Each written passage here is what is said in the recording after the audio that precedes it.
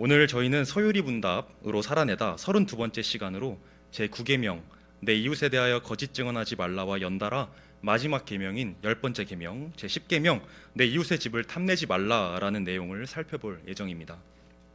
오늘 이 시간을 마지막으로 하나님이 저와 여러분들에게 주신 도덕법, 시대와 문화를 초월하여 하나님 사랑과 이웃 사랑에 대해서 지킬 것을 요구하시는 10계명에 대한 내용이 마무리됩니다.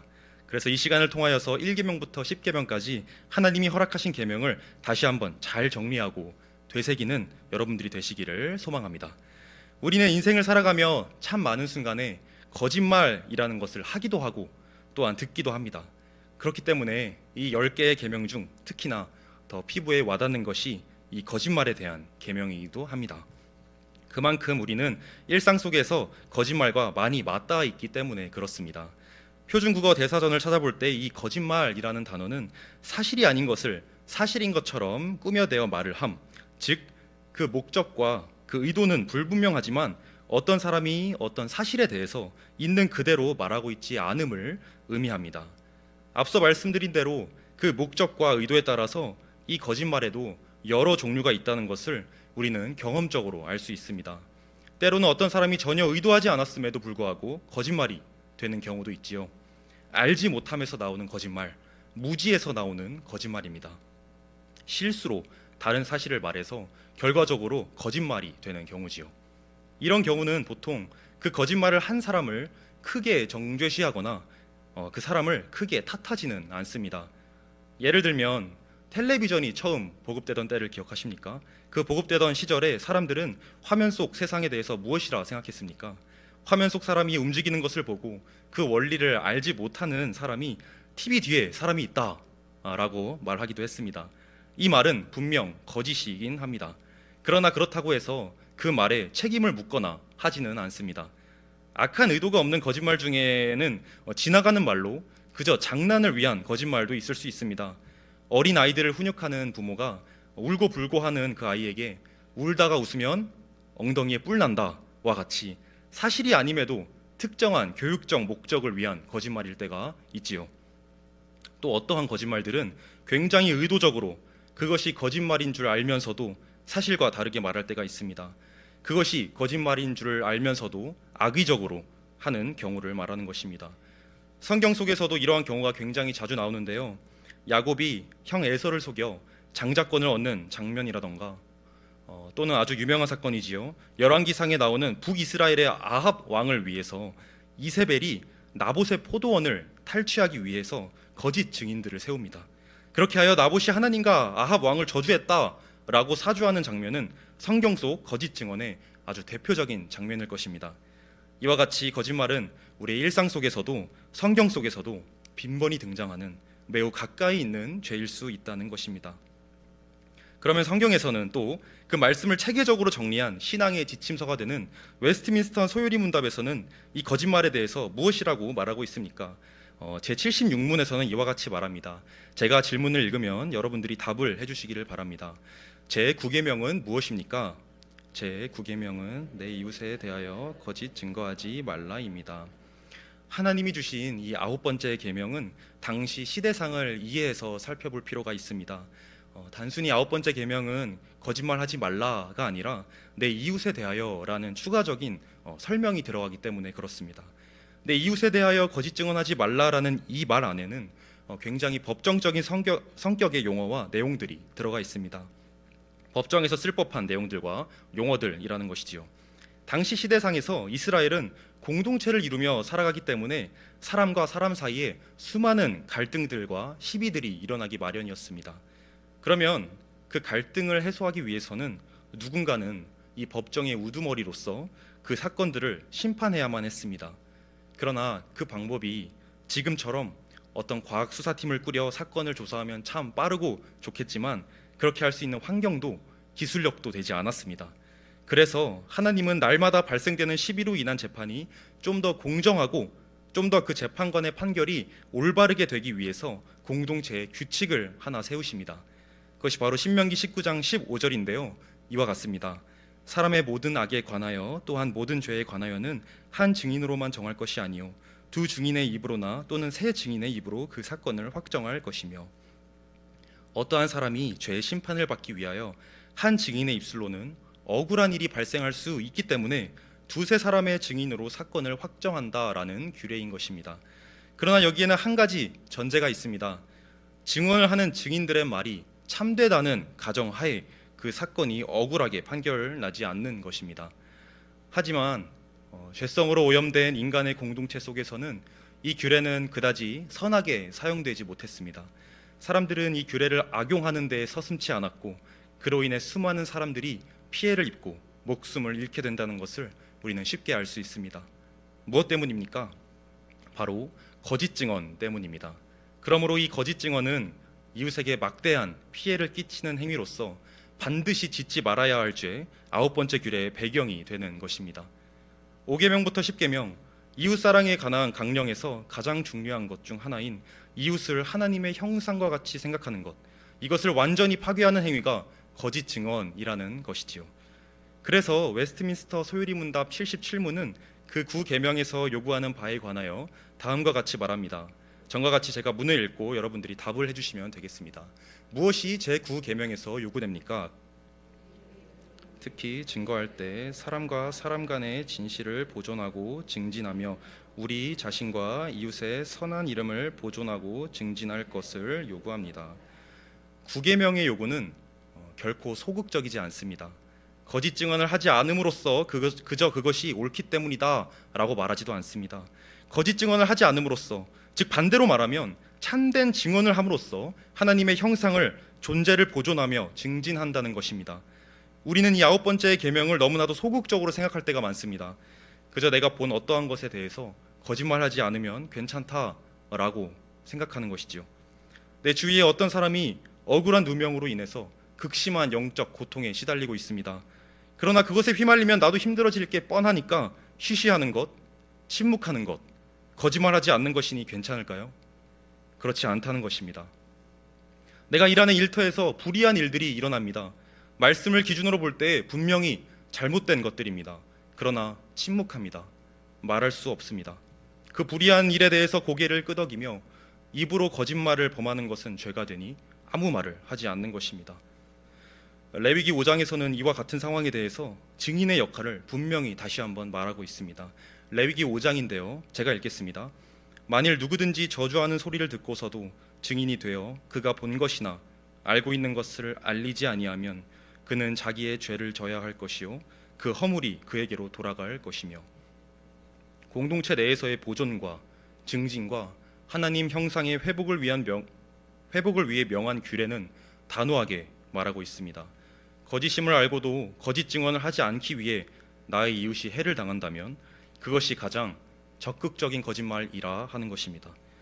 세계로 영가족 여러분들, 우리는 삶을 살아가며 필연적으로 수많은 거짓말들을 마주하게 되어 있습니다.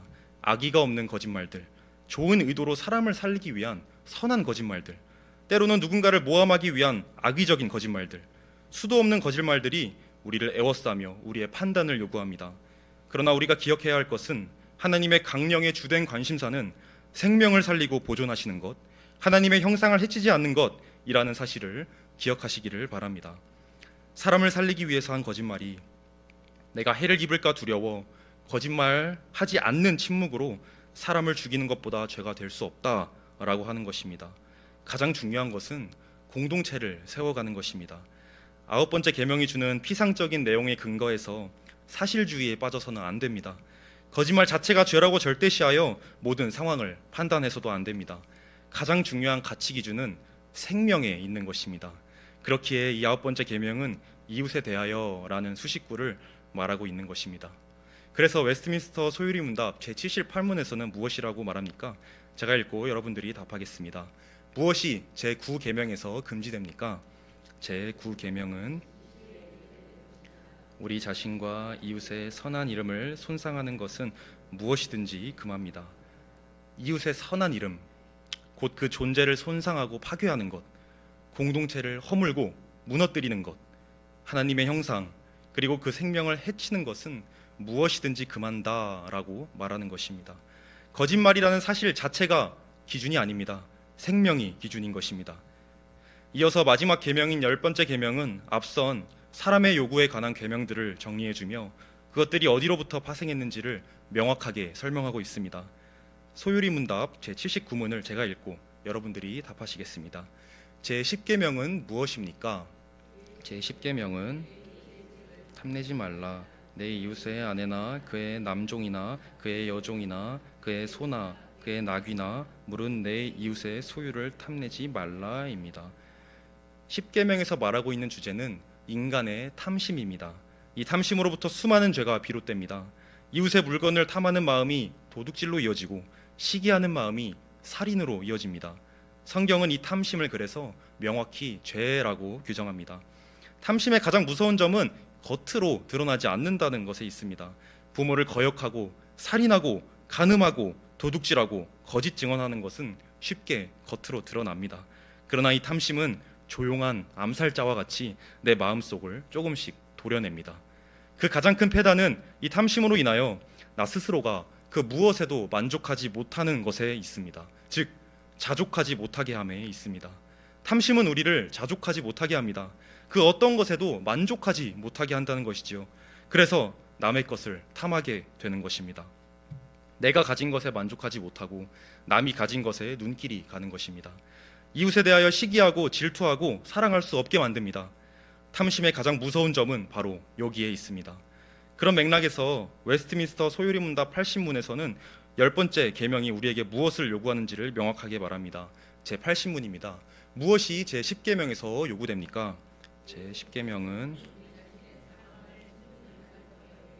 우리의 이웃과 그가 가진 모든 것을 향해 바르고 관대한 마음을 품을 것을 요구합니다. 10계명이 요구하는 것을 한마디로 정리하자면 우리가 이미 받은 은혜를 크게 여기라는 것입니다. 이 자족에 관하여 성경의 모범이 되는 대표적인 인물이 있습니다. 바로 사도 바울입니다.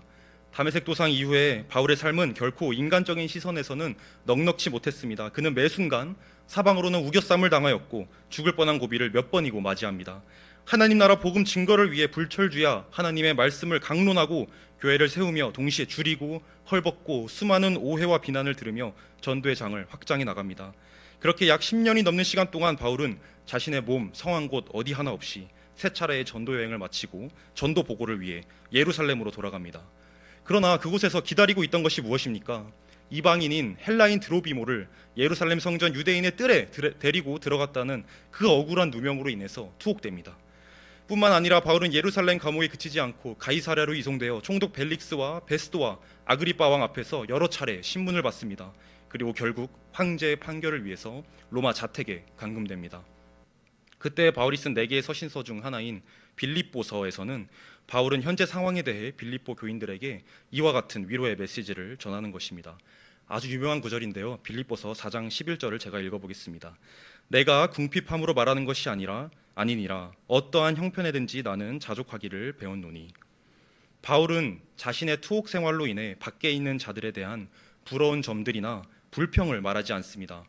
오히려 현재 자신이 하나님께 이미 받은 은혜에 대하여 자족하고 있는 것입니다. 이어서 바울은 자신의 아들과 같이 여기는 디모데에게 보내는 편지에서는 무엇이라 말하고 있습니까? 디모데전서 6장 6절에서 8절입니다. 그러나 자족하는 마음이 있으면 경건은 큰 이익이 되느니라. 우리가 세상에 아무것도 가지고 온 것이 없음에 또한 아무것도 가지고 가지 못하리니 우리가 먹을 것과 입을 것이 있은즉 족한 줄로 알 것이니라. 자족이 필요한 이유는 다름이 아니라 경건의 유익이 되기 때문이라 라고 말하고 있습니다. 경건의 유익이라 함은 저 여러분들이 앞서 살펴본 사람에게 요구하는 계명들, 즉 5번째 계명으로부터 9번째 계명의 내용들을 지키는 데에도 유익할 뿐더러 하나님에 관한 것들, 즉 첫 번째 계명으로부터 4번째 계명을 지키는 데에도 유익하다라고 말하는 것입니다. 이것은 어떤 금욕주의를 말하는 것이 절대 아닙니다. 내가 처한 상황과 환경을 탓하기보다 그 가운데에서 일하실 하나님을 소망하라는 것입니다. 내 앞에 가로막은 벽이 높으면 높을수록 하나님이 더 많이 일하실 수 있다는 뜻이며 내 앞에 있는 산들이 많으면 많을수록 하나님의 일하심을 더 많이 경험할 수 있다는 뜻입니다. 그러므로 10번째 계명이 우리에게 요구하는 것은 단순히 이웃의 것을 탐하지 말라, 억지로 참아라, 남들이 가진 것이 더 많아도 비교되니까 쳐다보지도 말라라는 정도가 아닙니다. 그것을 아득히 뛰어넘는 것, 내가 처한 상황에 만족하며 더 나아가 이웃을 사랑하는 마음을 품으라는 것이 주님의 요구인 줄로 믿습니다. 세계로 영가족 여러분들, 오늘 우리는 아홉 번째 계명과 열 번째 계명을 함께 살펴보았습니다. 이 두 계명은 겉으로 보기에는 서로 다른 내용을 말하는 것처럼 보이지만 사실은 한 방향을 가리키고 있습니다. 바로 이웃을 어떻게 보는가, 그리고 내 마음이 어디에 머물러 있는가에 대한 하나님의 질문입니다. 거짓 증언은 입술의 문제처럼 보이지만 그 뿌리는 마음에 있고, 탐심은 마음의 문제처럼 보이지만 결국 말과 행동으로 드러나 공동체를 무너뜨립니다. 그래서 하나님은 십계명의 마지막에서 우리의 말과 마음, 우리의 증언과 욕망을 함께 다루고 계십니다. 하나님께서 원하시는 것은 우리가 실수 한 번 하지 않는 완벽한 사람이 되는 것이 아닙니다. 늘 정확한 말만 하고 한 번도 비교하지 않는 존재가 되라는 요구도 아닙니다. 하나님이 원하시는 것은 생명을 살리는 방향으로 말하고 은혜에 만족하는 마음으로 이웃을 바라보라는 것입니다. 말 한마디가 사람을 세우기도 하고 무너뜨리기도 합니다. 마음속 작은 탐심 하나가 관계를 틀어지게 하기도 합니다.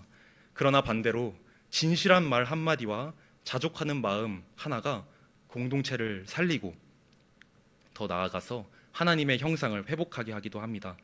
이 한 주간의 삶 속에서 아홉 번째와 열 번째 계명이, 더 나아가서 모든 10개의 계명이 우리의 부담이 아니라 하나님의 백성으로 살아가는 자유의 길이 되기를 간절히 소망합니다.